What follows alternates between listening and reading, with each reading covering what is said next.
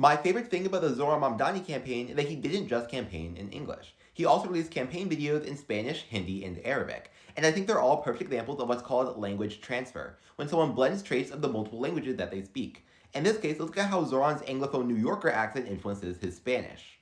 We can tell right off the bat that Zoran's speaking Caribbean Spanish, most likely Puerto Rican Spanish at that. Puerto Rican Spanish tends to lateralize the R sound, perhaps looking more like an L. And Mamdani does the same thing. Listen to how he says ya pueden salir a votar as ya pueden salir a votar. Pueden salir a votar y... But even though he's speaking Puerto Rican Spanish, there's lots of Anglophone New Yorker influence. Puerto Rican Spanish and Caribbean Spanish in general tend to debocalize the S sound, perhaps looking more like an H sound. Listen to how Puerto Rican Spanish speaker Bad Bunny says como estás as como está. Hola. Hola, hola, ¿cómo está? ¿Todo bien? But this isn't very natural for English speakers, since no English word ends with the H sound.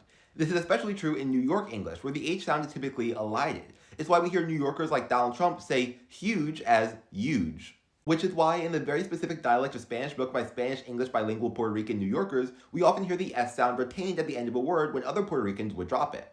Listen to how AOC, a Spanish-English bilingual Puerto Rican New Yorker, says Estados Unidos with all of the S sounds. De los Estados Unidos.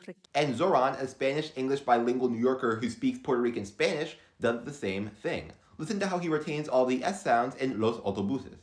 Asegurar que los autobuses sean más rápido y gratis.